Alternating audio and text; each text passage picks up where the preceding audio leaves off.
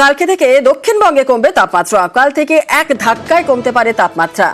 সপ্তাহ শেষে কেমন তাপমাত্রা থাকবে আরো আপডেট নেব। আমাদের সঙ্গে রয়েছেন আমাদের প্রতিনিধি বিশ্বজিৎ সাহা। বিশ্বজিৎ, হাওয়া অফিস কি বলছে? দেখো, গত 24 ঘন্টাতেও কলকাতায় সর্বনিম্ন তাপমাত্রা বা রাতের তাপমাত্রা বেশ কিছুটা কমেছে। আর বেশ কিছুটা কমলেও এই তাপমাত্রা এখনো স্বাভাবিকের 1 ডিগ্রি উপরে রয়েছে।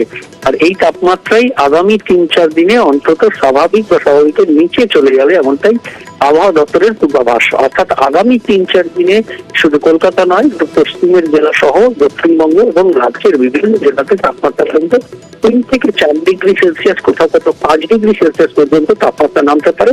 শনি রবিবারের মধ্যে একটা জমিয়ে শীতের স্পেল আসতে চলেছে, এমনটাই ইঙ্গিত আবহাওয়া দপ্তরের। বিশ্বজিৎ, এই তো দক্ষিণবঙ্গের খবর তো তুমি যেমনটা জানালে, উত্তরবঙ্গে কেমন ওয়েদার থাকবে? দেখো, উত্তরবঙ্গেও এরকমই, অর্থাৎ আগামী কয়েকদিনে তাপমাত্রা কমবে, কিন্তু আগামী কাল থেকে দার্জিলিং এবং কালিম্পংয়ের পার্বত্য এলাকা, এই দুই পার্বত্য এলাকায় হালকা বৃষ্টির একটা সামান্য সম্ভাবনা রয়েছে। তবে কুয়াশা থাকবে। দার্জিলিং, উত্তর দিনাজপুর, দক্ষিণ দিনাজপুর এবং মালদাতে কুয়াশার সম্ভাবনা থাকছে আগামী 2-3 দিন। শুনে না। বেশ, একেবারে ধন্যবাদ। আর ফের নামতে শুরু করে দিয়েছে তাপমাত্রা। পশ্চিমের জেলাগুলোয় কমছে তাপমাত্রা। পুরুলিয়ায় ফিরেছে শীতের আমেজ। জেলার সর্বনিম্ন তাপমাত্রা রয়েছে 12 ডিগ্রি সেলসিয়াসের ঘরে।